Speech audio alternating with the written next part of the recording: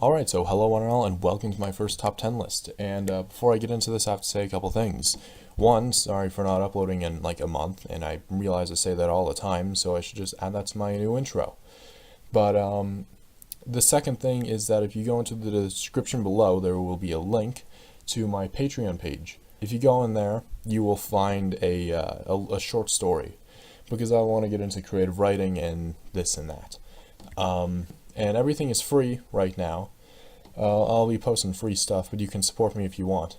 Anyways, in this episode, I'll be talking about my top 10 favorite anime.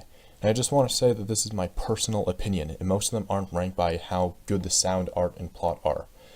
So no statistics or numbers or whatever. For the most part, they're just rated on my overall enjoyment. Or they're on the list because of nostalgia. So if you don't like something on the list, sorry, I guess. I don't have much to say, but let's get right into this. Number 10, Sword Art Online. So this is one of the first anime I have ever seen, and for a long time it was my second favorite. But I had to let go of my nostalgic feelings and realize that half the show is absolute shit. Obviously it's still on the list, but still it's pretty far down now. So if you haven't seen Sword Art Online, it is an action game adventure anime, and each season is split up into 2 arcs. Season 1, Arc 1 was actually good. It was you die in the game, you die in real life. And I like the idea. But then it comes the second arc. It's something that I call the Princess Peach scenario. So the PPS is pretty much someone, usually a woman, that gets captured and the main character tries to get her. Usually, to me personally, it's always dumb. And this time, no. Now, I don't even want to talk about the Season 2 Arc 1. The series is called Sword Art Online. Why the hell did you bring guns into this? But then there's the wonderful Season 2 Arc 2. Yuki. Number 9, Ori no Seraph. I just recently watched this anime with someone who said that it was the best in the world, and I mean, it's pretty good. Made the list. The series is an action vampire, so this 2-season anime is about a boy who escapes vampires and then fights them with a smug, badass girl with an awesome scythe. I mean, there's like 3 others that help, but they aren't important. I don't have much to say about this anime, but I do want to ruin something for those who want to have or are currently watching Ori no Seraph. Not anything spoilers, but this demon right here, it's a guy. Number 8, the Danganronpa series. So if you've seen any of my recent videos, you would know that I post Danganronpa theories and discussions. Also, this is a mystery psychological anime, but of course it's on the list. This isn't on the list because of its characters and plot, and actually if you think about it, there isn't much plot to begin with. It's mainly just hope versus despair and who's the mastermind. This is on the list because it gets me thinking. Not many anime can make me think and make theories. Every episode makes me wonder and theorize about who killed who, and getting viewers that have that engagement with a show is a very good and hard thing to do. Number 7, Musagen no Phantom World. This is one of few, 6 out of 88 to be exact, anime that I have watched that has more than 3 main characters, and I like every one of them. I know that sounds ridiculous, but think about the shows or games that you've played and watched. Do you like every main character? Probably not. Anyways, this show is an action supernatural comedy, and in a world similar to ours, but some people have powers and fight demons from another realm. Okay, not so similar. But the story follows a guy that can draw, a girl with lots of plot and backstory, Kirby, and last but not least, Jailbait. Number 6, Hiyori Nyaruko-san. This is one of, if not the most hilarious anime I have ever seen. So many times I had to pause the episode because I couldn't contain my laughter.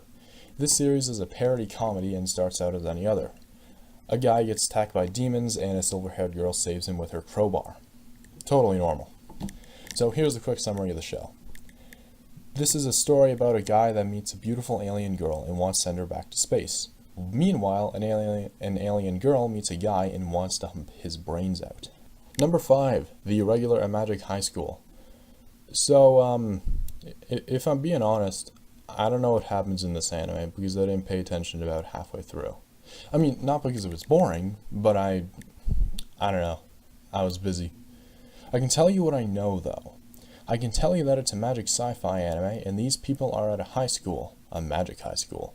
Who am I talking about? I'm talking about Tatsuya Shiba, Miyuki Shiba, Erika, and a couple others. There's also a rival guy that wears red. He looks pretty cool.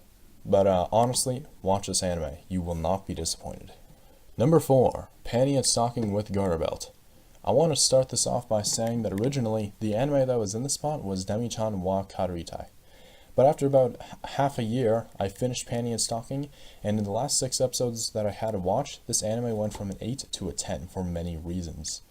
The first reason is that I forgot how good the comedy was. Oh, by the way, you should watch the dubbed, even if you have seen it in subbed or not. The comedy will be so much better for reasons that only the dub watchers know.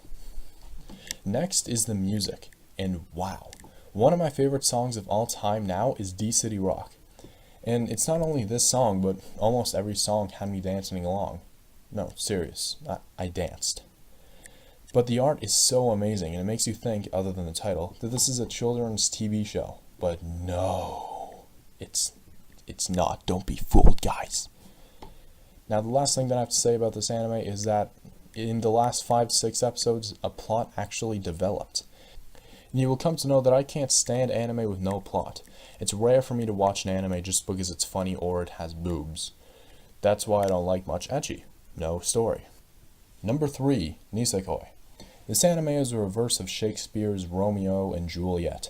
For example, in Romeo and Juliet, Romeo likes this one girl, Rose, just for her looks. And in the anime, Ichijo likes this one girl, Andra, just for her looks. Okay, bad example for reverse. But let's see. In Romeo and Juliet, Rose doesn't love him back, whereas in Nisekoi, Andra does love Ichijo back. Also, they act out Romeo and Juliet in the anime, so yeah. It's hard not to talk about spoilers when comparing Nisekoi with Romeo and Juliet, because if you know that play, you will know how this anime turns out. I mean, kind of. Not really, but you do. Also, another difference is that Nisekoi is like 100 times longer than Romeo and Juliet. So, yeah. Number 2, High School DxD. Do not watch this anime with your parents in the house. You have been warned. But if you want to know what I mean, this anime has lots of plot. And boobs.